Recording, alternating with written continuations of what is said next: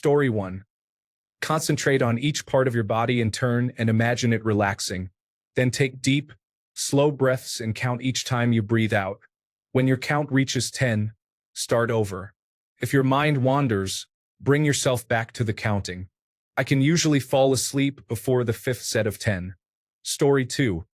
I close my eyes and try to remember every detail of the house I grew up in, starting at the front door. I pretend I am just getting home and try to recall the decor, lived-in spaces, colors, and everything else. I usually make it to the kitchen, which is the second room of the house. It burned down in 2013, so this is my way of trying not to forget it. Story 3. Try watching Severance. I have attempted to watch the first season several times, but I just can't stay awake for a full episode. Story 4. Stream a series you have watched a few times. Choose a name, an affirmation, or a short phrase. Listen to the dialogue and identify words that start with the individual letters in the name or phrase. Progress through the phrase. Only words with 4 or more letters count, and names are not included. If you are not tired, you may get through an episode, but it will be effective. If you are tired, you will fall asleep quickly. Story 5. I was told by a doctor when I was a teenage insomniac to count 1 on the inhale and 2 on the exhale repeatedly. Just focus on your breathing. Slow and steady. 1, 2, 1, 2, 1, 2. I still do it 20 years later. It works about half the time. Story 6. I try to remember in as much detail as possible some fairly dull part of my day, like walking to the bus stop in the morning. I recall passing a lady walking her poodle and try to remember as many details about them as I can. I think about how long I had to wait before crossing the street and who was sitting on the bench near the corner. My mind wanders, so I attempt to bring it back to those mundane details, and soon I'm asleep. Story 7. I call it the Propofol cocktail straight from Michael Jackson's Room. Melatonin, Lyrica 100 mg, Benadryl 26 mg, and Xanax 0.25 mg. Don't try this at home. This is my own cocktail, and I am tolerant to it due to complex post-traumatic stress disorder. I've been on these medications and have gradually increased the dosage to understand my tolerance level without adverse effects. Keeps me asleep for at least 7 to 8 hours without interruption. It's hard to sleep with an overstimulated nervous system. Story 8. I have insomnia and a brain that never shuts up. My therapist taught me to take slow, deep breaths and choose a category to go through the alphabet with. Picture each item in your mind. For example, if I choose nature, I might think of ants, bumblebees, and crows. Picture each thing in detail. This way, you're giving your brain something to think about that isn't stressful. I had to go through the alphabet a couple of times at first, but now I rarely make it to L. Story 9. Sleep stories. My girlfriend listened to them, so I thought I could at least tolerate it as well. Now, when I have trouble sleeping, I put one of those on, and I'm asleep in minutes. There are many available on various platforms. They work surprisingly well at stopping the recurring thoughts that keep you awake. Definitely worth a try. Story 10. I interview myself, asking questions about my childhood or my profession, depending on my mood, as if I am making a documentary about myself. It works like a charm for years. Story 11. That joke I learned from Reader's Digest in the 1980s, although anyone who read Reader's Digest in that time can probably confirm it might have originated in the 1970s. Lie down, close your eyes, and try to relax. Then, work your way up from your toes to your head, thinking toes go to sleep, feet go to sleep, heels go to sleep, ankles go to sleep, and so on. Sometimes I reach my head and am still awake, so I start over. To be completely honest, when I'm particularly tense, I tell each individual toe to go to sleep. I believe that boring your brain is the objective. The original wasn't even a particularly good joke. It was about a man who suffered from insomnia, and his psychiatrist recommended trying this method to help himself sleep. On the first night, he tried it. Toes go to sleep. Feet go to sleep. He was getting to shoulders go to sleep when it started to be effective. But then his wife walked into the room wearing a skimpy negligee. He sat bolt upright in bed and yelled, "Wake up, everyone!" Story 12. Count your breathing. Inhale, exhale, and repeat. This technique helps when the mind is racing by providing focus. It works every time for me. Story 13. Listen to music in bed and fall asleep before you even try. When you feel yourself beginning to fall, remove the headphones, and I usually drift off within seconds. Story 14. I listen to 432 Hz sleep music, which works nicely, but I also learned another technique from a shaman. Close your eyes. When you see waves begin to form in the darkness, focus on them and their color. Story 15. Dan Carlin at 0.80x speed. I have a severe case of insomnia, and I've never finished an entire video before falling asleep, particularly the Supernova in the East series. It's the closest thing to a cure that I've found, aside from Forensic Files with Peter Thomas. Story 16. I love full body scans, and if you are a Kaiser member, they provide the Calm app for free, which is what I use. I fall asleep very quickly with the body scans. Story 17. Sleep meditations are beneficial for me. Many of them involve gentle speaking and guide you through progressive relaxation exercises or simple visualizations. This technique keeps my mind engaged, preventing distractions, while also being calming enough to help me fall asleep most nights. Story 18. I try to listen to my breathing all the way in and out, shutting out all other thoughts and just hearing my breath. Story 19. Wake up early and go to the gym. By the time the sun sets, I'm exhausted and fall asleep as soon as my head hits the pillow. Story 20. Follow a schedule. If you go to bed at the same time consistently, it works. Additionally, work hard and you will sleep better.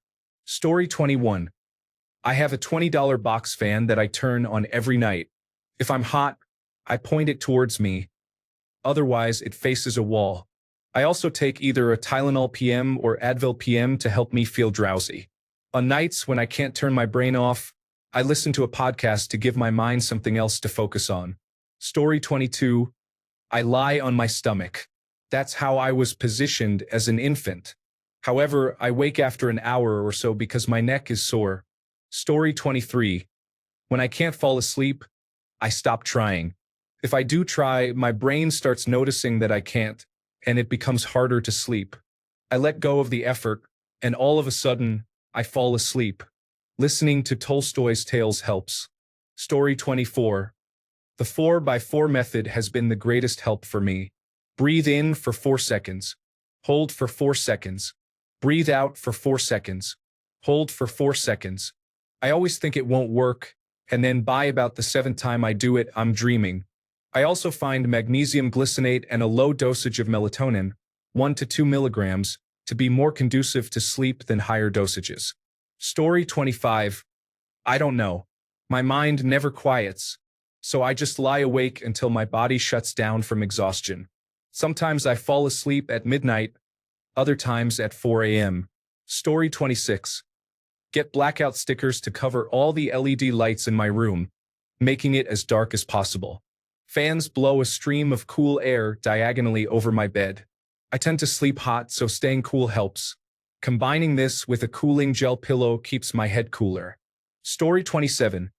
Put on your favorite show in the background on TV or a favorite podcast on your phone or TV. That is what I do, and it works. Story 28. I create a story in my mind and slowly go through the events in it. This helps me eliminate any negative thoughts spinning in my head, allowing me to fall asleep within minutes. Story 29. I make up stories in my head. Right now, I am imagining an entrepreneur in a fantasy setting trying to make it big. I also try to solve an oversized logistics problem, such as regreening a desert with modern equipment and no budget limit. Or I figure out how to survive a season of being alone in the wilderness. I don't solve real problems, though. Story 30. Wake up early and stay awake for 1 to 2 hours. Drink 2 cups of coffee, get dressed, then go back to bed. Watch a slightly interesting but visually boring video for the deepest, most comfortable sleep of my life. Story 31. Full body relaxation from the toes to the crown of the head, focusing on each part as I consciously relax it. I fall asleep before I can reach the top of my head. Story 32. Enforce the rule that the bed is for sleeping. Do not spend time in bed during the day reading, gaming, or engaging in other activities. Build the association that being in bed means it is time to sleep. Story 33. I turned on the air conditioning and stopped worrying about everything on my mind. I acknowledged that whatever I'm overthinking cannot be resolved during the time I should be sleeping. Everyone and everything can take care of themselves. Story 34. Alcohol. A couple of bottles of tequila and amphetamine. Dance until you start to fall over. Lament your existence. Wish for the abyss. Sleep comes easily after that. Story 35. Things that I do that work. Concentrate on relaxing each individual muscle of your body one at a time, moving through each finger, hand, wrist, elbow, and so on. I've heard that this is a military technique. Perform multiplication tables or repetitive addition in your head as high as you can go. It's distracting enough to calm anxiety, but boring enough that you eventually stop and drift into lower energy thoughts and then sleep. Pick a letter. Think of a word that starts with that letter. Then take the last letter of that word and think of a new word. Repeat this process. I find this method to be the least effective because it's a bit too distracting. Story 36. I count sheep or other animals, taking care not to count those on the endangered list, because I run out before I fall asleep. Story 37. Since I was a child, I have had trouble falling asleep. No matter how tired I was, the moment I tried to go to sleep, my mind would become activated, preventing me from drifting off. I would experience repetitive thoughts, random songs, and worries about work the next day. Eventually, my brain would become tired enough to give in and finally drift off. A few years ago, I discovered a technique that helped. Listening to conversational or storytelling podcasts would distract my mind, allowing me to fall asleep faster. I followed this routine for about 6 to 7 years every night. Eventually, I realized that my brain became so accustomed to the podcasts that if I didn't listen to one, I couldn't fall asleep. Some nights, I still struggled to sleep despite this technique. Then, I began reading books on a Kindle and combined that with a magnesium glycinate supplement a few hours before bed. This method has been the most effective for me so far. With the magnesium, I start feeling sleepy as bedtime approaches, and reading for around 10 minutes really puts me in a zone where I know I am drifting off. The Kindle is particularly important for me because it doesn't require me to turn on a light or make extra movements to switch off the lights to sleep. This method has worked very well for me and has significantly reduced the anxiety associated with sleepless nights. In addition to this, cutting off caffeine intake around 2 p.m., finishing dinner at least 3 hours before sleeping, and going to bed at the same time every night genuinely help. I hope this is helpful. Story 38. I have pretty bad insomnia. A tip I came across is to think about mundane problems to solve. A couple of examples. I'm a private math tutor, so I usually think about the problems that come up in my students' current and future topics. While working through these problems, I make intentional mistakes at different steps to see what answers I get. It's helpful to remember the mistakes and answers, as it makes it faster to identify errors when my students make them. Most nights, I fall asleep after a few problems. If I'm still awake after 5 problems, I start to think about the last television show or movie I watched. I try to identify any plot holes and think about how I would resolve them or what I would do in the same situation. I still have 1 to 2 nights a month where I can't sleep, but it's much better than the few nights a week it used to be. Story 39. Whatever media I consume, such as a video game, movie, or TV series, I imagine that I am part of their world, and then I slowly drift away. It works every time for me. Story 40. I have established a routine for falling asleep. For about 4 or 5 years, I have been watching the same content creator play the same game in 20-minute videos every day to help me sleep. My body has learned that when I watch this content, it is time to sleep. This method works particularly well in the evening, and surprisingly, even when I watch it around 1 p.m., I still feel tired. Pros: I fall asleep very quickly.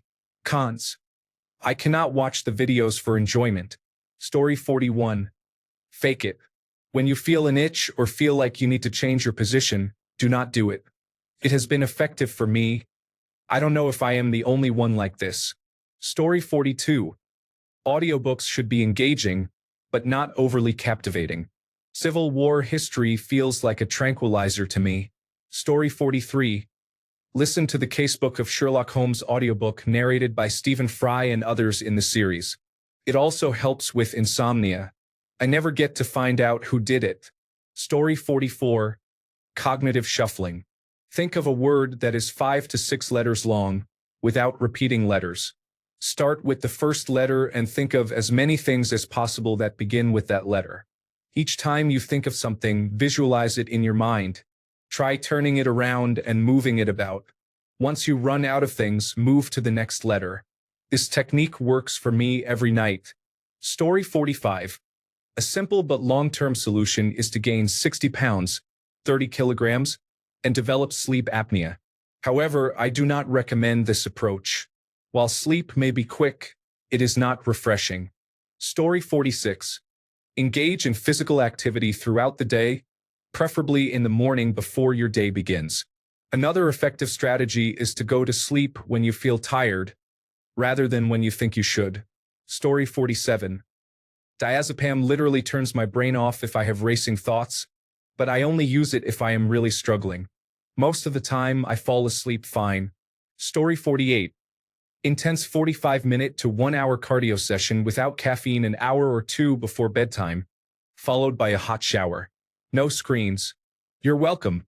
Story 49. I discovered that I dislike pillows. Instead, I use small blankets such as baby or throw blankets that are soft and cooling. I can make various minor adjustments with them to ensure my head and neck are secure in a comfortable position, allowing my whole body to feel relaxed from head to toe. Pillows were bulky and fixed, making it difficult to make small adjustments. It was always a challenge to find comfort. They were never at the perfect height, and my neck was rarely positioned comfortably or securely. Give it a try. You may need more than one blanket, but you will soon find your favorite position. Story 50. Have a productive day doing what you love, but don't overextend yourself. By the end of the day, you'll have a good night's sleep. Story 51. I find podcasts about birds helpful, especially when elderly men with British accents are speaking. Something about that whole mix feels soothing to me. Story 52. To fall asleep, I find that having a glass of wine or two can help. However, for quality sleep, it's important to stay active during the day, follow an evening routine, work on my mental health, and focus on relaxing, trusting that sleep will come eventually. A bad night's sleep is not the end of the world. That's as far as I've gotten. I often struggle with this. Story 53. Create a nighttime routine so that each time you do it, your body knows it's time to release sleep-inducing chemicals. For me, I do a little stretching and yoga routine for 10 to 15 minutes before getting into bed. It doesn't work every time, but it's still beneficial to stretch regardless. Story 54. I watch television. I have a smart timer that turns off the television at 1 a.m. when I'm asleep, and then turns it back on at 1:01 a.m., putting the television into standby mode because it has too many menus to set the sleep timer.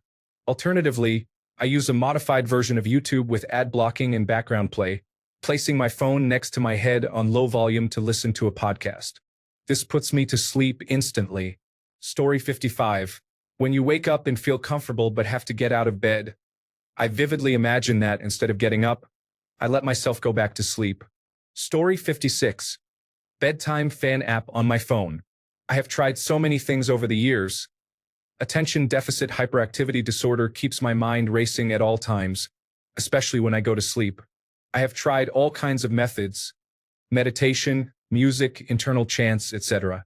The fan app has done what nothing else could. Story 57. I struggle to fall asleep if there's too much brain noise, so I keep a notepad in my nightstand to jot things down. The process of writing my thoughts helps clear my mind. Another method I use is reading. If I'm having trouble falling asleep, I continue reading for a while. Focusing on the book pushes other thoughts out of my head, and eventually, I nod off effortlessly. Story 58. Darkness, open windows, a hot shower without drying off before jumping in, fresh sheets, earplugs, and a sleep mask. Only wearing underwear and a semi-heavy, not hot, blanket.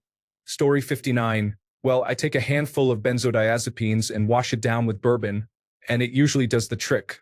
Cognitive behavioral therapy for insomnia, melatonin, and sleep hygiene weren't working, but I'll tell you this is. Thanks a bunch for sticking around till the end of the video. Remember to subscribe, and until next time, stay awesome and goodbye.